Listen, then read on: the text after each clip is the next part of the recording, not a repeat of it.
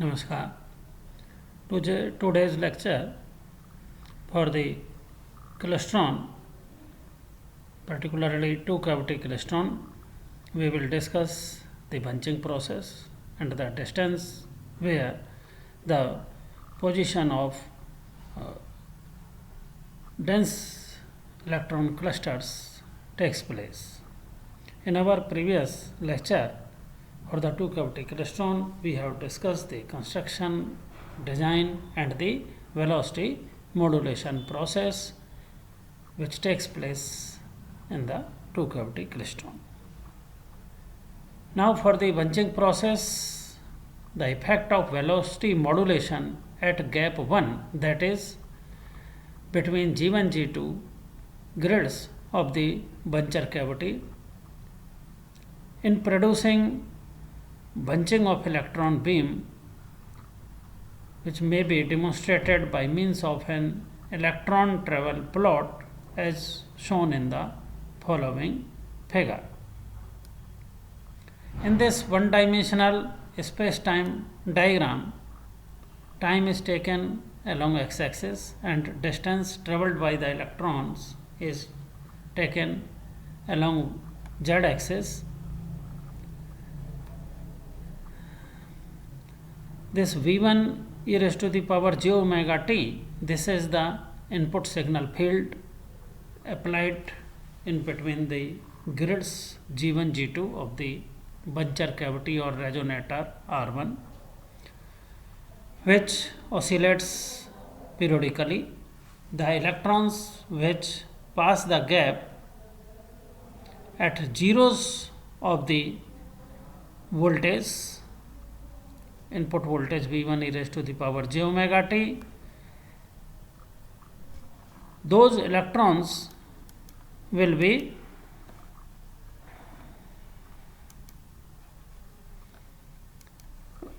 passed the cavity gap with unchanged velocity. These electrons are shown by here arrow marked signals. This electron which passes the cavity gap at zeros, similarly this electron which pass the cavity gap at zeros of the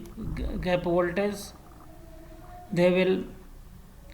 get no change in their velocity, pass out from the cavity grids with initial velocity v0, while the electron which pass the cavity gap at this instant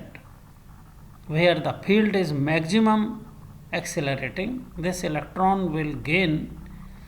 a maximum change in its velocity, and these changes in velocity are being shown in this space-time diagram by the electron trajectories with the slopes, because the slope of distance versus time plot, that is dz over dt, it corresponds to the velocity, and therefore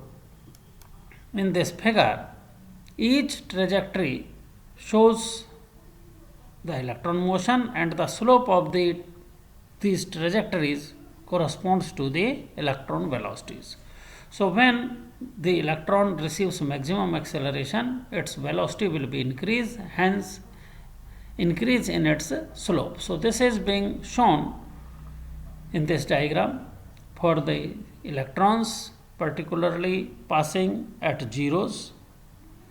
at maximum accelerating potential, and similarly at this instant when the gap voltage is maximum decelerating. So for this electron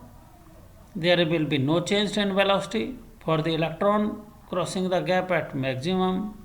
potential between the grids, receiving maximum acceleration means maximum increase in its velocity, and the electrons which pass the maximum negative potential will receive maximum deceleration and hence maximum decrease in their velocities. Similarly, the trajectories for the several other electrons which pass the cavity gap are shown by different trajectories at different instances, showing the increase in their velocities. So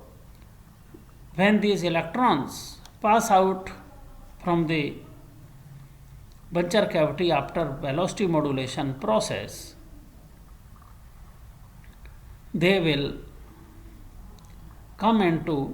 dense electron clusters, which is shown at a distance delta z in the figure, where the one or more electrons will come together and the faster moving electron will overtake the slowly moving electron, and hence at some particular distances between the drift space, that is between the resonator R1 and R2, that is between Buncher cavity and catcher cavity grid space, the bunching will takes place. So here in this analysis we have neglected the mutual repulsion, electrostatic repulsion between the electrons. Now in this second figure, to calculate this distance delta z, where the bunching occurs from the resonator gap R1, in this figure we have shown two trajectories only, one with for the electrons moving with unchanged velocity, that is V0, and another one for the electron which receives maximum acceleration and cross the cavity gap, and these two electrons at some time interval they will bunch together, means they will come together. So here at time t1 the electron which receives maximum acceleration passes the cavity gap, and at time t2 say the bunching occurs. So the condition for bunching to occur at a distance delta z, the necessary condition will be delta z equal to V0 into T2 minus T1 plus pi upon 2 omega. So here pi upon 2 omega is the time, it is the time equivalent to quarter cycle, and T2 minus T1 is the time interval for the bunching to occur after the crossing the electron at time t1 for receiving maximum acceleration, and this distance delta z will be equal to V maximum into T2 minus T1.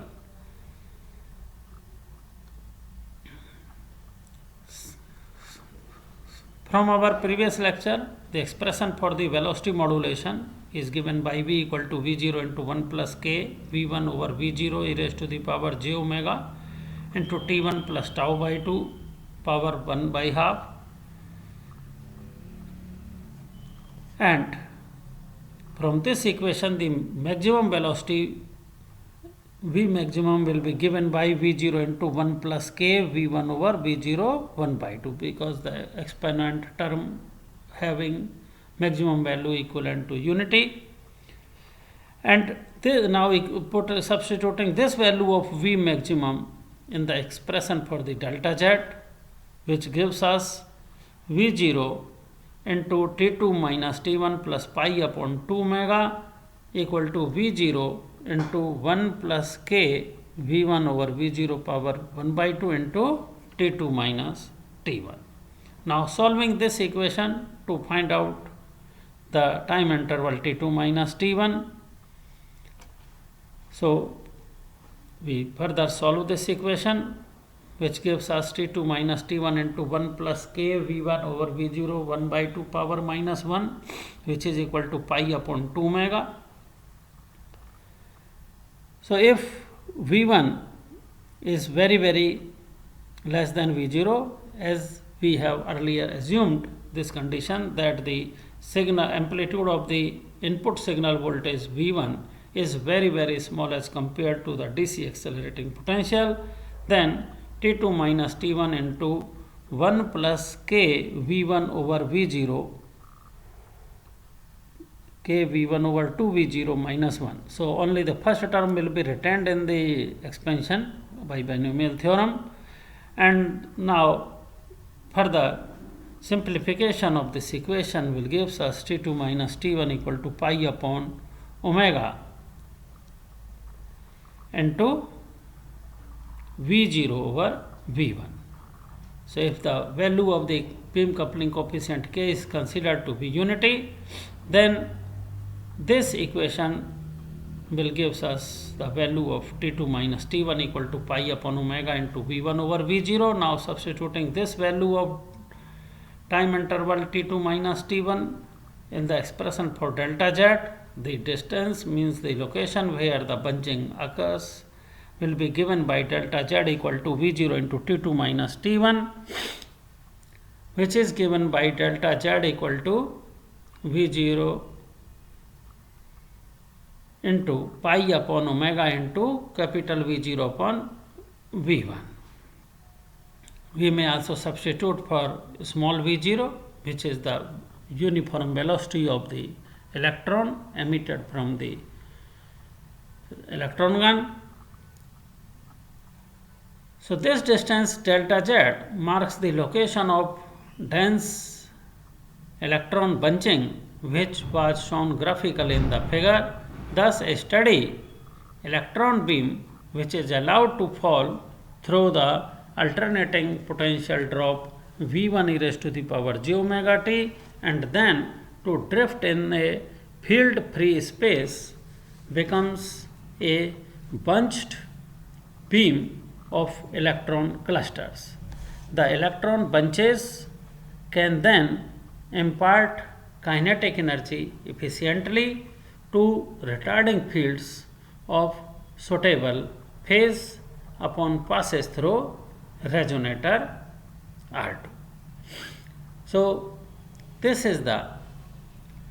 bunching process, and in our next lecture we will discuss the current modulation and find out the conditions by which the energy will be transferred to the electromagnetic field of the oscillating catcher cavity, and from which an output signal can be obtained. Thank you.